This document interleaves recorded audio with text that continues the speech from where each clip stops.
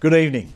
Well, the 2014 parliamentary year here in Canberra has just come to an end, and I think it is appropriate to provide you with an end-of-year update in terms of what's actually being legislated and why the government has the agenda that we have. The summary of the year is pretty simple, really, and I'd like to take some time to share some thoughts with you before we move into 2015. The government said we would scrap the carbon tax, and we did. And this has removed a $9 billion burden on Australian businesses, and it has placed significant down pressure on household electricity bills. What is of concern is that Bill Shorten and the Labor Party do remain committed to the carbon tax, and they will restore it if they are re-elected. We also said we would stop the boats to restore some credibility to our borders, and we have, through the great leadership of Scott Morrison. What is important about this is that we've been now able to focus on moving people out of detention, in fact closing down centres. Today, finally with the support of the crossbenchers, we will see legislation passed in the Senate that will enable temporary protection visas to be restored and the legacy caseload of the previous Labor government to be addressed. It is important to know that we've been trying to resolve this caseload of 30,000 people since we were elected last September, but the Labor Party and the Greens would not work with us. There has been a lot of public discussion about young people in detention. Again, it is important to know that the Coalition government has nearly halved the number of young people in detention centres as a result of the policies of the previous government. And don't forget that over 1,200 people, including children, drowned under those policies. Through this legislation, at least a further 460 children will be removed from detention. Since being elected, together with a number of my colleagues, we've been seeking an increase to the refugee and humanitarian intake. We understood that first we had to stop the flow of boats to our shores, but now this has been accomplished, the government will increase the number of properly assessed people seeking refugee status by 7,500 people over the next 4 years. This will take our annual intake to 18,750 people every year. This is an annual increase of 60%. We said we'd get the debt and deficit disaster under control. And you know as well as I do that that's what the majority of Australians elected us to do. And that is what we are doing. Most people understand the simple math of not spending more than we can earn. The Labor government didn't understand this principle and have left our nation in a very precarious position. I get the fact that some people don't like being on the end of tough decisions. I do get it. But at some point, we all need to focus on what is in the best interest of the long-term future of our great country and our children and our grandchildren. We can't go on spending money that we don't have. We currently borrow over $1,000 million every month just to pay the interest on our borrowings. And 70% of this borrowed money comes from overseas.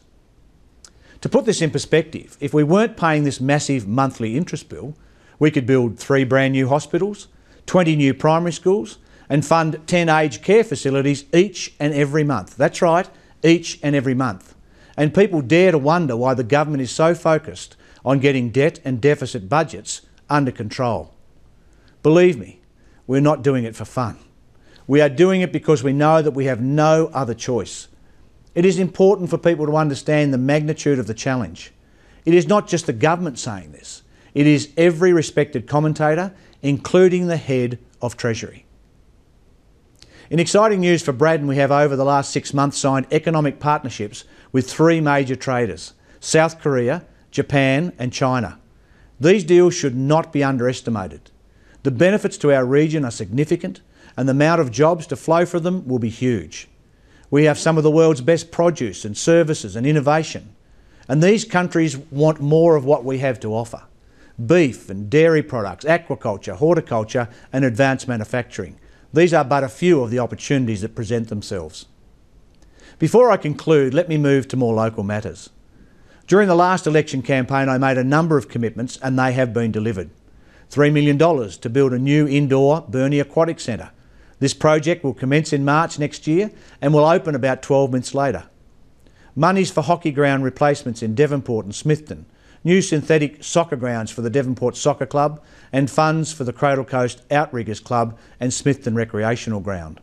These commitments, on top of the $106 million Tasmanian Jobs and Growth Package, will see over $40 million injected into our local economy. Together with federal Tasmanian colleagues, I've been working very hard putting a case for a major injection of funds into historic water and irrigation projects in Tasmania, including the biggest of the projects in Circular Head, where the future, I have to say, for agriculture is extremely positive. I will keep pressing the case for Braddon until I exceed, because this investment will be a huge economic enabler for our region and our state. I know you would like me to speak about the NBN, and I'm happy to do that. Other than to say we inherited a project that had stopped and had communicated totally unrealistic expectations to all Tasmanians, we are committed to providing fast broadband at an affordable price to every Tasmanian. Earlier this week, Minister Malcolm Turnbull announced the next 18 months of NBN rollout for our region. I've been stressing to the Minister and to NBN that the main population centres across the northwest really need to be the first to be rolled out. I can announce this evening that Devonport and areas around it will see the NBN rolling out in their neighbourhoods commencing in July next year and most likely completed by Christmas. Yes, it is correct that the rollout will be fibre to the node, as it will be for most of the country. But people should not be discouraged because average speeds of 100 megabytes per second will be available to consumers. This speed will allow 10 high-definition televisions in your home to download movies at the same time, and I doubt that you have 10 TVs. Rollout dates for Burnie and Central Coast will be announced soon, and I expect that they will be on similar timeframes. I genuinely believe that the future of Braddon is bright, but we do have to get the fundamentals back on track. We have to get the government out of the road of business. We have to send the right signal to investors, and we have to be brave enough to make the tough decisions. I understand that this government has taken tough measures, and many people have questions about these measures, but I never ever put my hand up as the Liberal candidate to deny to you what's needed for a positive future, just to be politically popular and in the short term. As a government, we will continue to make the tough calls because we have a vision of how we want the country to be in the next decade and in the next 50 years. I am certain that this vision is not at the heart of our political opposition. To be quite frank, the Labor Party trashed the joint during their 7 years of office, and we have just started the journey of cleaning up the mess. I know that most people want to help us to do that. If not for ourselves, then we must do it for those that come after us.